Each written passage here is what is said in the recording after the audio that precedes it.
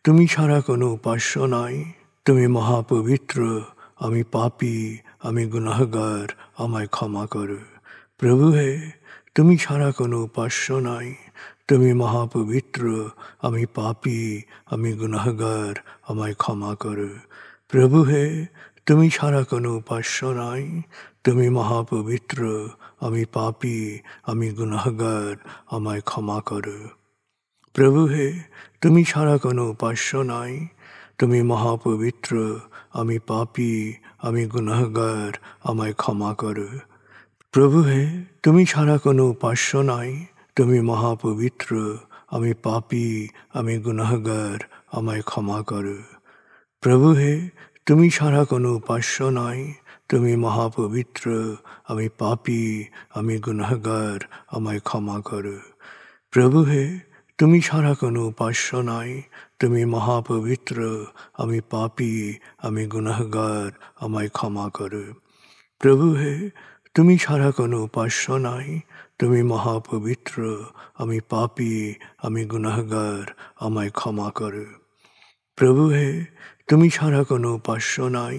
তুমি মহাপবিত্র, আমি পাপী, আমি গুনাহগার, আমায় ক্ষমা করো। প্রভু হে, তুমি ছাড়া কোনো উপাস্য নাই। তুমি মহাপবিত্র, আমি পাপী, আমি গুনাহগার, আমায় ক্ষমা করো। প্রভু হে, তুমি ছাড়া কোনো উপাস্য নাই। তুমি মহাপবিত্র, আমি পাপী, আমি গুনাহগার, আমায় ক্ষমা করো। প্রভু হে, তুমি ছাড়া কোনো উপাস্য নাই। তুমি মহাপবিত্র, আমি পাপী, আমি গুনাহগার, আমায় ক্ষমা করো। প্রভু হে, তুমি ছাড়া কোনো উপাস্য নাই।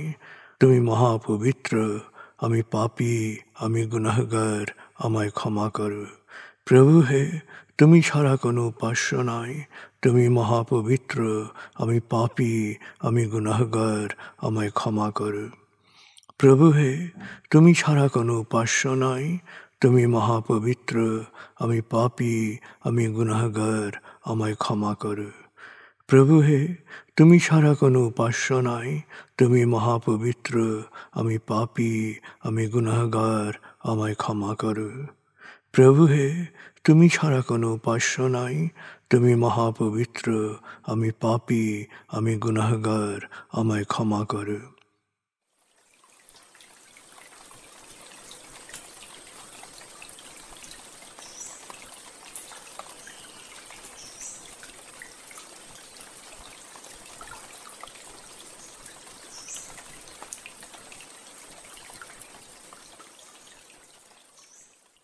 এবার আমরা সূরা তাকবীর এর মর্মবাণীর অংশ বিশেষে ডুবে যাব। তারপর ডুবে যাব আজকের জন্য নির্ধারিত সূরার তেলাওয়াত ও মর্মবাণীতে। 81 সূরা তাকবীর। দয়াময় মেহেরবান আল্লাহর নামে। যখন সূর্য অন্ধকারে ঢেকে যাবে, যখন তারকারাজি নিজেদের আলো হারাবে, যখন পর্বতমালা মরীচিকার ন্যায় উধাও হবে, যখন পূর্ণ গর্ভবতী উটনী পরিত্যক্ত হবে, যখন সকল বন্য পশুকে একত্র করা হবে, যখন সমুদ্রের জলরাশি স্ফীত হবে, যখন দেহে আবার আত্মা সংযুক্ত হবে, যখন জীবন্ত কবর দেয়া শিশুকন্যাকে জিজ্ঞেস করা হবে কি অপরাধে তাকে হত্যা করা হয়েছিল, যখন প্রত্যেকের আমলনামা দেখানো হবে, যখন আকাশের আবরণ সরানো হবে, যখন জাহান্নামের আগুন গনগনে লাল করা হবে, যখন জান্নাতকে দৃশ্যমান করা হবে, সেদিন প্রত্যেকেই জানতে পারবে কি পরিণতির জন্যে সে নিজেকে প্রস্তুত করেছে, বুঝতে পারবে কি করা উচিত ছিল আর কি করা উচিত হয়নি।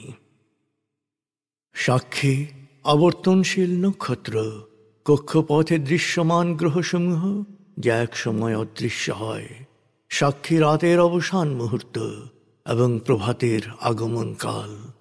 নিশ্চয়ই এই কোরআন আরশের সার্বভৌম অধিপতির নিকট উচ্চ মর্যাদা সম্পন্ন সম্মানিত রসুলের মুখ নিঃসৃত, যার কথা অবশ্যই বিশ্বাসযোগ্য ও মানা উচিত।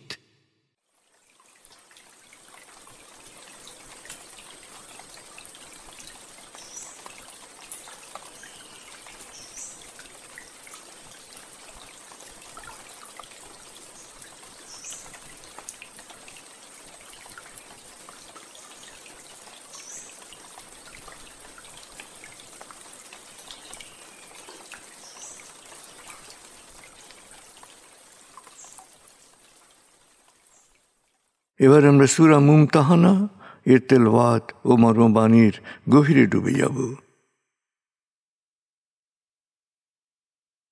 60 সূরা মুমতাহানা, রুকু 2, আয়াত 13, মাদানী। বিসমিল্লাহির রহমানির রহিম। يا أيها الذين آمنوا لا تتخذوا عدوي وعدوكم أولياء تلقون إليهم بالمودة وقد كفروا بما جاءكم من الحق يخرجون الرسول وإياكم أن تؤمنوا بالله ربكم إن كنتم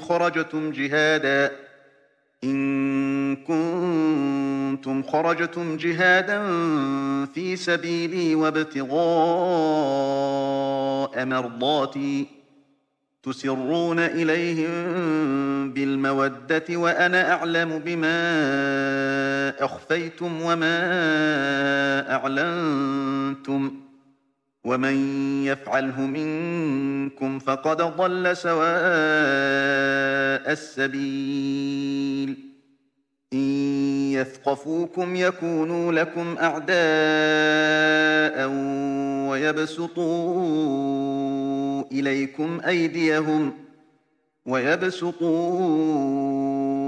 إليكم أيديهم وألسنتهم بالسوء وودوا لو تكفرون لن تنفعكم أرحامكم ولا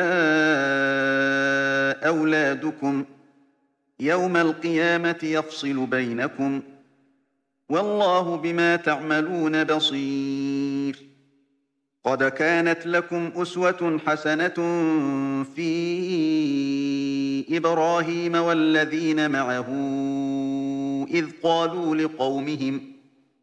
قالوا لقومهم إنا براء منكم ومما تعبدون من دون الله كفرنا بكم وبدا بيننا وبينكم العداوة والبغضاء أبدا حتى تؤمنوا بالله وحده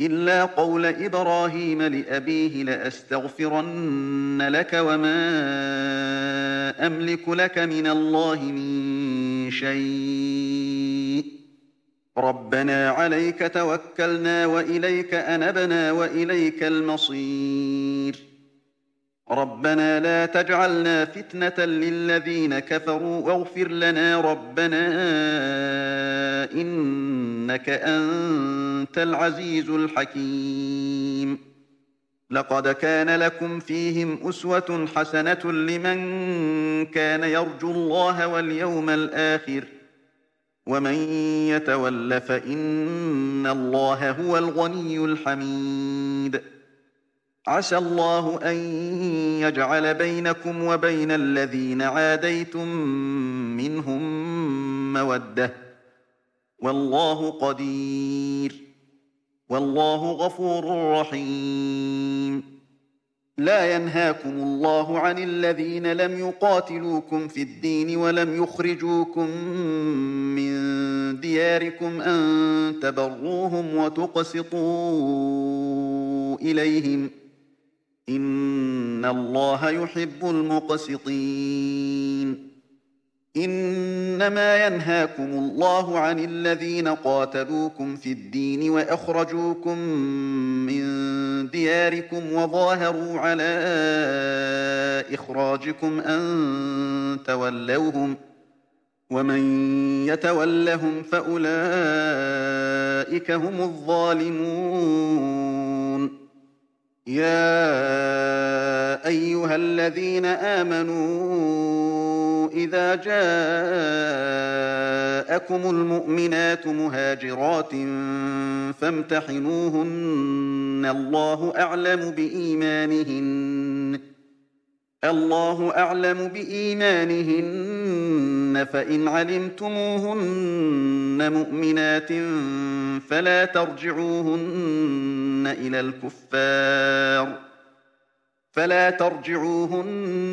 إلى الكفار لا هن حل لهم ولا هم يحلون لهن وآتوهم ما أنفقوا ولا جناح عليكم أن تنكحوهن إذا آتيتموهن أجورهن ولا تمسكوا بعصم الكوافر واسألوا ما أنفقتم وليسألوا ما أنفقوا ذلكم حكم الله يحكم بينكم والله عليم حكيم وإن فاتكم شيء من أزواجكم إلى الكفار فعاقبتم فآتوا الذين ذهبت أزواجهم مثل ما أنفقوا واتقوا الله الذي أنتم به مؤمنون يا أيها النبي إذا جاءك المؤمنات يبايعنك على ألا يشركن بالله شيئا ولا يسرقن ولا يزنين ولا يقتلن أولادهن ولا يأتين ببهتان يفترينه بين أيديهن وأرجلهن ولا يعصينك في معروف فبايعهن واستغفر لهن الله إن الله غفور رحيم يا أيها الذين آمنوا لا تتولوا قوما غضب الله عليهم قد يئسوا من الآخرة كما يئس الكفار من أصحاب القبور দয়াময় মেহেরবান আল্লাহর নামে। হে বিশ্বাসীগণ, তোমরা আমার শত্রু এবং তোমাদের শত্রুকে কখনো বন্ধু মনে করো না। তোমাদের কাছে যে সত্য বাণী এসেছে ওরা তা প্রত্যাখ্যান করেছে। তোমরা তোমাদের প্রতিপালক আল্লাহতে বিশ্বাস স্থাপন করার কারণে রসুলকে ও তোমাদেরকে ওরা স্বদেশ থেকে তাড়িয়ে দিয়েছে। তারপরও ওদের বন্ধু মনে করছো? যদি তোমরা আল্লাহর সন্তুষ্টির জন্য জিহাদে বের হয়ে থাকো, তবে কেন তোমরা গোপনে ওদের প্রতি সহৃদয়তা প্রকাশ করছো? যা গোপন করো এবং যা প্রকাশ করো তা সবই আমি জানি। তোমাদের মধ্যে যে কেউ তা করবে সে সরল পথ থেকে বিচ্যুত হবে। ওরা যদি তোমাদের কাবু করতে পারে তাহলে তোমরা তোমাদের সাথে শত্রুতা করবে, হাত ও মুখ দিয়ে তোমাদের অনিষ্ট করবে, কারণ ওরা চায় যে তোমরাও সত্যকে অস্বীকার করো। মনে রেখো, মহাবিচার দিবসে তোমাদের আত্মীয় স্বজন এমনকি তোমাদের সন্তানেরাও কোনো উপকারে আসবে না। সেদিন তিনি তোমার আমল অনুসারে ফয়সলা করবেন। তোমরা যা করো তিনি তা দেখেন। তোমাদের জন্য ইব্রাহিম ও তার অনুসারীদের মধ্যে রয়েছে উত্তম আদর্শ। তারা তাদের পৌত্তলিক সম্প্রদায়কে বলেছিল, তোমাদের সঙ্গে এবং তোমরা আল্লাহর পরিবর্তে যাদের উপাসনা করো তাদের সঙ্গে আমাদের কোনো সম্পর্ক নেই। তোমরা যা বিশ্বাস করো তার সত্যতা আমরা অস্বীকার করছি। এক আল্লাহতে বিশ্বাস স্থাপন না করা পর্যন্ত তোমাদের সাথে আমাদের চিরস্থায়ী বিভেদ সৃষ্টি হলো। শুধু ব্যতিক্রম এটুকু যে ইব্রাহিম তার পিতাকে বলেছিল, নিশ্চয়ই আমি তোমার জন্য আল্লাহর কাছে ক্ষমা প্রার্থনা করব, কিন্তু তোমার ব্যাপারে আল্লাহর কাছে আমার কোনো অধিকার নেই। ইব্রাহিম ও তার অনুসারীরা প্রার্থনা করেছিল, হে আমাদের প্রতিপালক, আমরা তোমারই উপর ভরসা করেছি, তোমারই দিকে তাকিয়ে আছি এবং শেষ পর্যন্ত আমরা তোমার কাছেই ফিরে আসব। প্রভু হে, আমরা যেন অবিশ্বাসীদের নিপীড়নের শিকার না হই। আমাদের সকল অপরাধ ক্ষমা করো, তুমি মহাপরাক্রমশালী, প্রজ্ঞাময়। তোমরা যারা মহাবিচার দিবসে জবাবদিহিতার ব্যাপারে শঙ্কা ও প্রত্যাশা নিয়ে আল্লাহর দিকে তাকাও, তাদের জন্য ইব্রাহিম ও তার অনুসারীদের মধ্যে রয়েছে এক উত্তম আদর্শ। এরপর কেউ যদি সত্য থেকে মুখ ফিরিয়ে নেয়, তবে সে জেনে রাখুক আল্লাহ তো অভাবমুক্ত, সদা প্রশংসিত। হে বিশ্বাসীগণ, বর্তমানে যাদের সাথে তোমাদের শত্রুতা রয়েছে, আল্লাহ তাদের অনেকের সাথে তোমাদের পারস্পরিক বন্ধুত্ব সৃষ্টি করে দেবেন। আল্লাহ সর্বশক্তিমান, আল্লাহ অতীব ক্ষমাশীল, পরম দয়ালু। হে বিশ্বাসীগণ, অবিশ্বাসী হওয়া সত্ত্বেও যারা ধর্মবিধানের ব্যাপারে তোমাদের সাথে যুদ্ধ করেনি বা তোমাদের স্বদেশ থেকে বিতাড়িত করেনি, তাদের প্রতি মহানুভবতা প্রদর্শন ও ন্যায় বিচার করতে আল্লাহ তোমাদের নিষেধ করেননি। আল্লাহ সুবিচারকারীদের ভালোবাসেন। আল্লাহ কেবল তাদের সাথে বন্ধুত্ব করতে নিষেধ করেন যারা ধর্মবিধান নিয়ে তোমাদের বিরুদ্ধে যুদ্ধ করেছে, তোমাদেরকে স্বদেশ থেকে বিতাড়িত করেছে বা বিতাড়িত করতে সাহায্য করেছে। তোমাদের মধ্যে কেউ ওদের সাথে বন্ধুত্ব করলে সে নিঃসন্দেহে দুরাচারী বলে গণ্য হবে। হে বিশ্বাসীগণ, তোমাদের কাছে বিশ্বাসী নারীরা হিজরত করে এলে তাদের বিশ্বাসের বিষয়টি যাচাই করে নিও, যদিও আল্লাহ তাদের বিশ্বাসের প্রকৃত অবস্থা অবগত আছেন।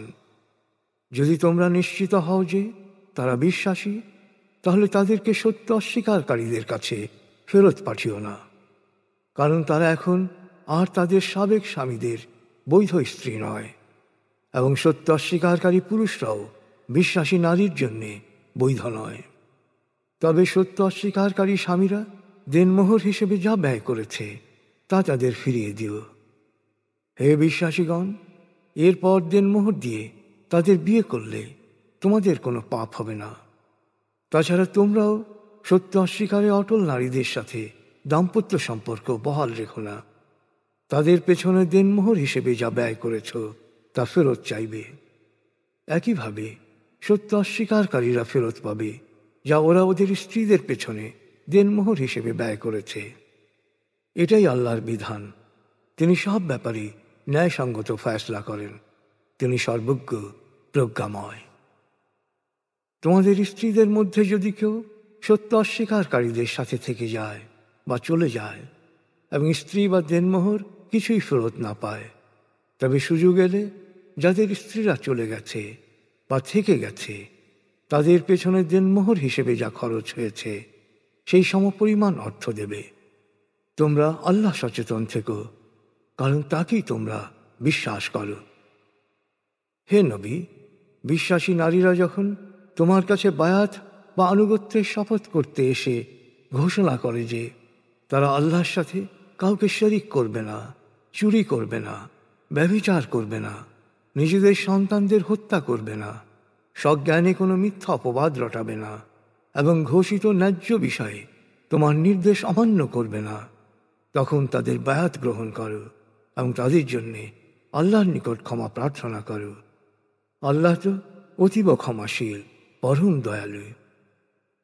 হে বিশ্বাসীগণ, যে সম্প্রদায়ের উপর আল্লাহর গজব পড়েছে তোমরা কখনো তাদের বন্ধু মনে করো না। যারা ওদের সাথে বন্ধুত্ব করবে তাদের জন্য পরকালে জমাট হতাশা ছাড়া কিছুই থাকবে না। এই একই হতাশা অপেক্ষা করছে কবরস্থ সত্য অস্বীকারীদের জন্যে।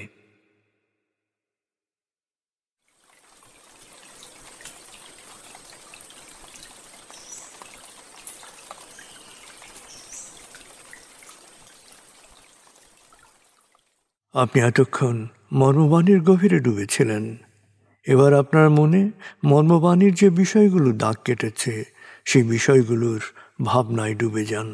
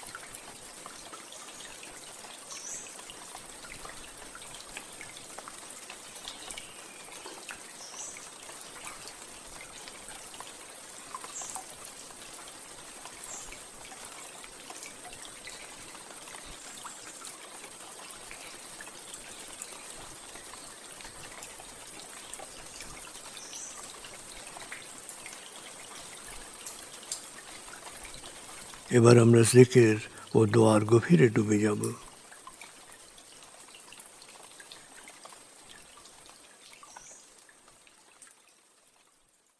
এবার হালকাভাবে চোখ বন্ধ করুন, লম্বা দম নিন, নাক দিয়ে দম নিন, আস্তে আস্তে মুখ দিয়ে দম ছাড়ুন। দম নেবেন পেটে, ছাড়বেন মুখ দিয়ে। দম নেওয়ার চেয়ে দম ছাড়তে সামান্য বেশি সময় নিন। দম নিতে নিতে ভাবুন প্রকৃতি থেকে আফুরন্ত প্রাণশক্তি শরীরে প্রবেশ করছে, আর দম ছাড়তে ছাড়তে ভাবুন শরীরের সকল দূষিত পদার্থ বাতাসের সাথে বেরিয়ে যাচ্ছে। নাক দিয়ে দম নিতে নিতে ভাবুন প্রকৃতি থেকে আফুরন্ত প্রাণশক্তি শরীরে প্রবেশ করছে, আর মুখ দিয়ে দম ছাড়তে ছাড়তে ভাবুন শরীরের সকল দূষিত পদার্থ বাতাসের সাথে বেরিয়ে যাচ্ছে। দম নিতে নিতে ভাবুন প্রকৃতি থেকে আফুরন্ত প্রাণশক্তি শরীরে প্রবেশ করছে, দম ছাড়তে ছাড়তে ভাবুন শরীরের সকল দূষিত পদার্থ বাতাসের সাথে বেরিয়ে যাচ্ছে। দম নিতে নিতে ভাবুন প্রকৃতি থেকে আফুরন্ত প্রাণশক্তি শরীরে প্রবেশ করছে, আর দম ছাড়তে ছাড়তে ভাবুন শরীরের সকল দূষিত পদার্থ বাতাসের সাথে বেরিয়ে যাচ্ছে। দম নিতে নিতে ভাবুন প্রকৃতি থেকে আফুরন্ত প্রাণশক্তি শরীরে প্রবেশ করছে, আর দম ছাড়তে ছাড়তে ভাবুন শরীরের সকল দূষিত পদার্থ বাতাসের সাথে বেরিয়ে যাচ্ছে। এবার দম স্বাভাবিক হতে দিন। স্বাভাবিকভাবে নাক দিয়ে দম নিয়ে নাক দিয়ে দম ছাড়ুন। আপনার অঙ্গ শিথিল ও নিষ্প্রাণ হয়ে আসছে। এবার নাক দিয়ে ধীরে ধীরে দম নিয়ে বেশ সময় নিয়ে ধীরে ধীরে নাক দিয়ে দম ছাড়ুন। দম নেওয়ার চেয়ে ছাড়ায় সময় একটু বেশি নিন। ধীরে ধীরে দম নিন, ধীরে ধীরে দম ছাড়ুন। ধীরে ধীরে দম নিন, ধীরে ধীরে দম ছাড়ুন। ধীরে ধীরে দম নিন, ধীরে ধীরে দম ছাড়ুন। ধীরে ধীরে দম নিন, ধীরে ধীরে দম ছাড়ুন। ধীরে ধীরে দম নিন, ধীরে ধীরে দম ছাড়ুন। এবার দম স্বাভাবিক হতে দিন। আপনি এখন দম খেয়াল করুন। বাতাস নাক দিয়ে ফুসফুসে প্রবেশ করছে, আবার বেরিয়ে আসছে। আপনার পুরো মনোযোগ নাকে দমের প্রবেশ পথে দিন। বাতাস স্বাভাবিক যাওয়া আসা করুক, আপনি শুধু দম খেয়াল করুন।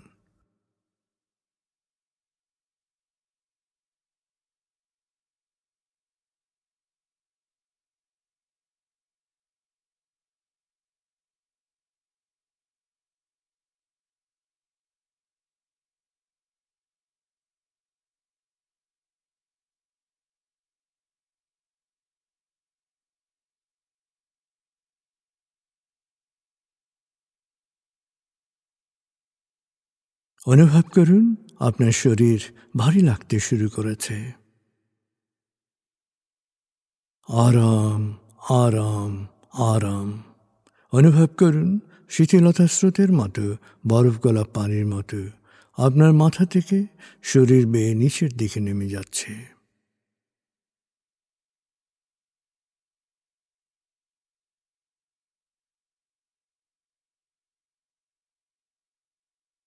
আপনি এখন পুরোপুরি শিথিল। শিথিলায়নের গভীর স্তরে প্রবেশ করেছেন আপনি। আপনার ব্রেন ওয়েভ বিটা স্তর থেকে নেমে গেছে আলফায়। মনের বাড়ির পথে আপনি এখন আলফা স্টেশনে এসে পৌঁছেছেন। এই স্টেশনে আপনার জন্য রয়েছে বিশেষ ওয়েটিং রুম। আলফা স্টেশন থেকে আপনি এখন মনের বাড়িতে যাচ্ছেন। আমি গণনা শুরু করছি। 19,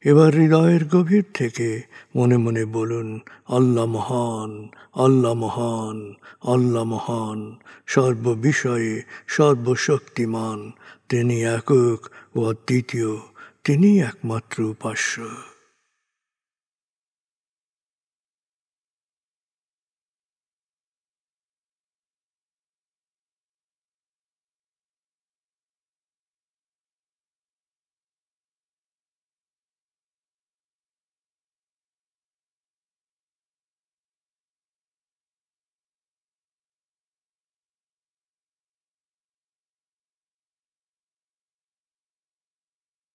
হৃদয়ের গভীর থেকে প্রার্থনা করুন, হে আল্লাহ, তুমি আমাদেরকে বিশ্বাসী, সৎকর্মশীল, সংঘবদ্ধ মানুষ হিসেবে কোয়ান্টাম ফাউন্ডেশনে একাত্ম করেছ। হে আল্লাহ, কোয়ান্টাম ফাউন্ডেশনকে এ যুগের আলোকবর্তিকা হিসেবে, সহস্রাব্দের বাতিঘর হিসেবে কবুল করো। কোয়ান্টাম ঘরে ঘরে, মেডিটেশন ঘরে ঘরে, এ অনুরণন সার্থক করো।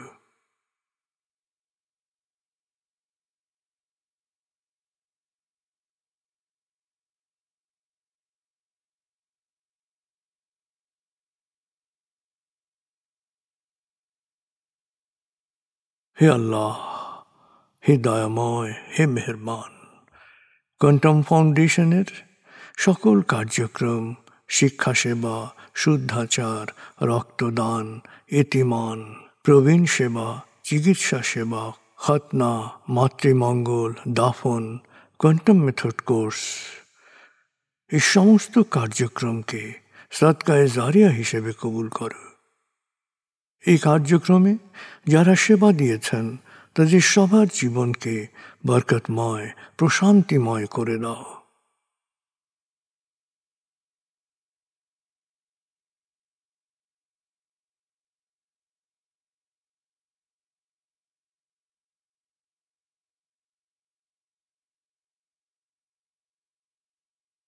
হে আল্লাহ, গত ৩০ বছর ধরে ফাউন্ডেশনের কাজগুলোকে গতিশীল রাখার জন্যে যারা নিয়মিত দান করেছেন, যারা এককালীন দান করেছেন, যারা জাকাত দিয়েছেন, যারা স্থাবর অস্থাবর সম্পত্তি দান করেছেন, তাদের সবার দানকে তুমি সৎ দান হিসেবে কবুল করো, সদকায়ে জারিয়া হিসেবে কবুল করো।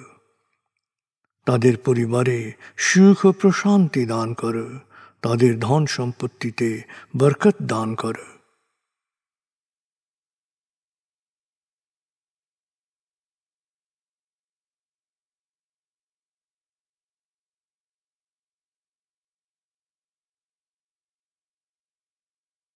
এবার দেশের জন্য দোয়া করুন। হে আল্লাহ, দেশের প্রতিটি মানুষ যেন প্রজ্ঞাপূর্ণ সিদ্ধান্ত নিয়ে নিজের কাজ সবচেয়ে ভালোভাবে করতে পারে, সবাইকে সে তৌফিক দাও।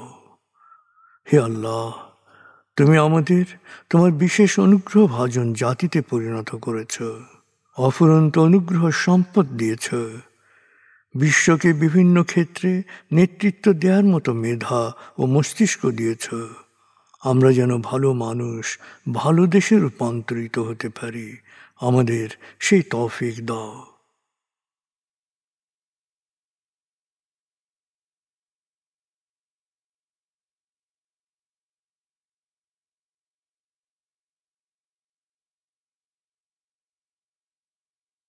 ভালো মানুষ, ভালো দেশ, স্বর্গভূমি বাংলাদেশ।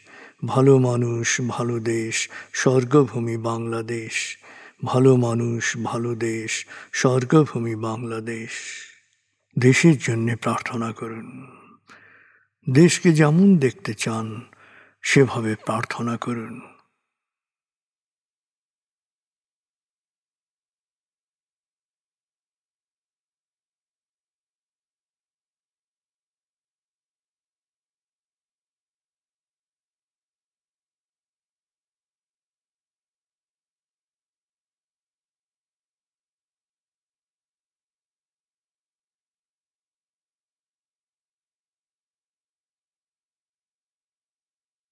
হে আল্লাহ,